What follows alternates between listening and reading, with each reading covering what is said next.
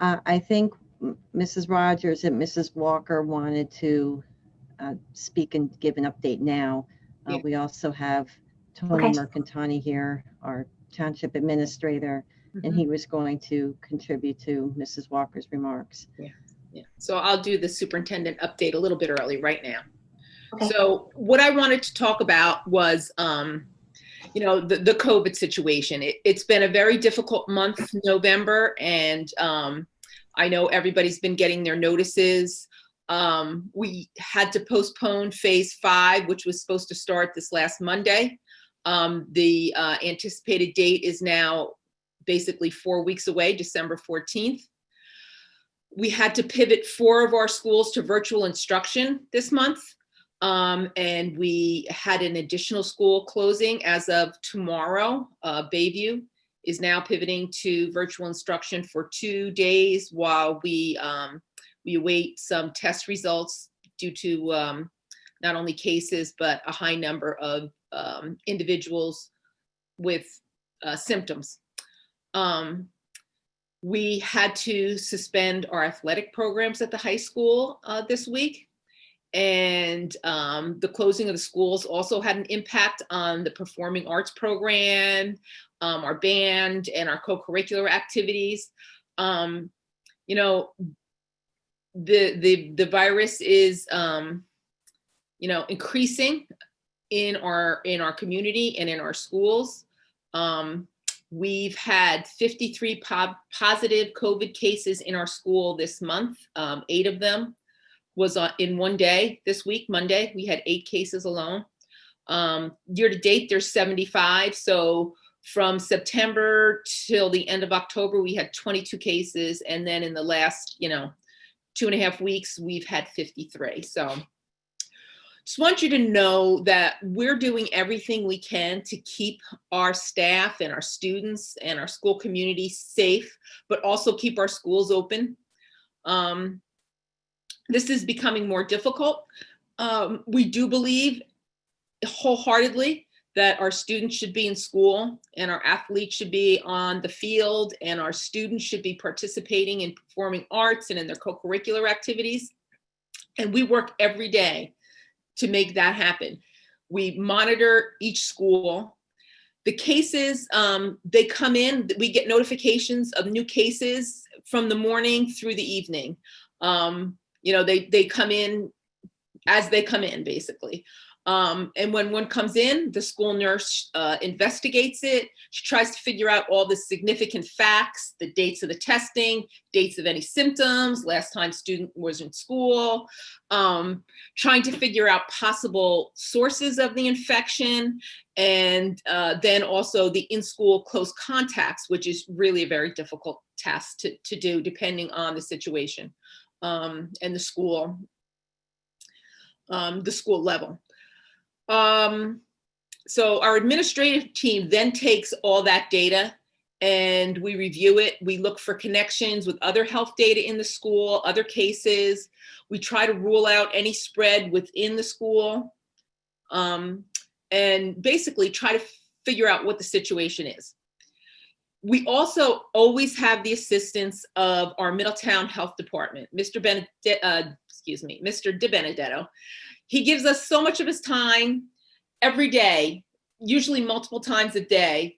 We are, you know, meeting with him on our Google Meets to go over, you know, new cases or a couple cases that came in that day. And his expertise has been so much help in us keeping our schools open. Because that's what we're trying to do. Every time we're looking at these cases, we're trying to make sure that we're not putting students in danger, but we're you know, able to keep our schools open. So we try to look at every case, you know, put all the pieces together. We don't have a threshold. I get asked that a lot. Well, what's the number of cases before you close a school? There's no such thing the way we're doing it. I know other districts do that, but you'll notice when we send out our notices that there's, you know, sometimes it'll have 4 cases in one school and 6 cases in another, and the school with the 4 cases has to close temporarily. That's because of what's going on with those cases, not the number of cases. We feel that looking at the cases is the real indicator. In fact, say you have an individual in the school that could be positive, but that person has been out on quarantine because they were a close contact to somebody who was positive. So they've never been in the school being infectious. They find out they're positive, but they haven't been in school maybe for 5 days. That really has not as much impact on the health and safety of students and staff than a case where someone has been in the building prior to becoming, or just prior to becoming either positive or symptomatic. So this is the type of things we look at. So, you know, I'm going to turn it over to Mr. Mercantante. He's our township administrator, and he can give you some information about what's going on in our town. Because what's happening in our school is really just a reflection of what's going on in our town and you know, in the county, in the state, in the country. So Mr. Mercantante, he's the township administrator, and you know, he's gonna talk about that. Thanks, Mary Ellen. Yeah, just to piggyback on what Mary Ellen said before I get to the overall numbers, you know, we have meetings a lot like this just about every day, and we go through these cases pretty carefully. That's why, you know, if you look at the Department of Health criteria, you can start talking about closing a school with 2 cases. But that's why their criteria is called guidance. It's not black and white. So we look at each school. If we were closing schools at 2 cases, they would have virtually all have been closed by now. But we don't do that. We look at the specifics of each case and try to find connections. So if you have cases where a majority of students or staff clearly contracted it outside of the school, like they have a spouse or a family member, a household member who's positive, we usually determine it's most likely that that's how it was transmitted. And so we keep that aside. It's only when we get to the point where we can't rule out in-school transmission, you know, with the potential for people to become positive while in school or because of some in-school interaction. That's when we get to the point of looking at closing a school, because we can't rule out in-school transmission. And that's why we made the decisions. And I say we've made the decisions, we collaborate on these things every day, and we come to, a joint decision on what's the best thing to do in each school situation. And we'll continue to do that.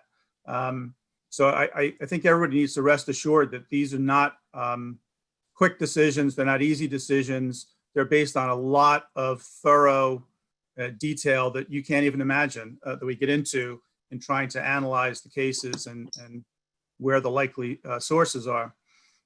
So that being said, as Mrs. Walker said, we are seeing a significant uptick in cases.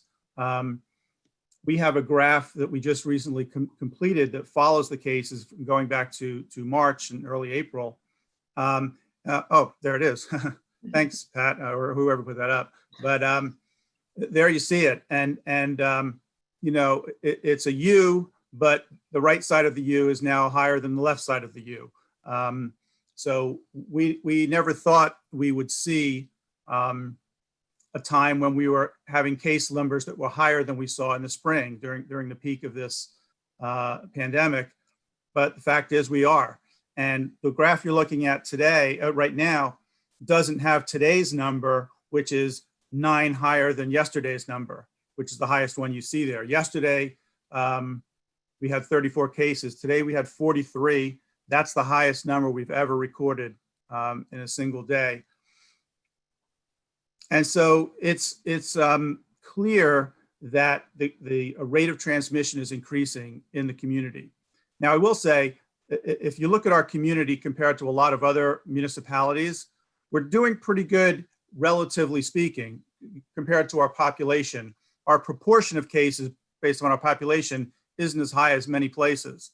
But but still in all, the numbers are high, and it just means we have more people here to potentially get infected, and more people potentially likely will be infected. We are still number one in Monmouth County in total number of cases, not proportionally, but certainly number one in total number of cases. The other thing that's becoming telling is the age distribution.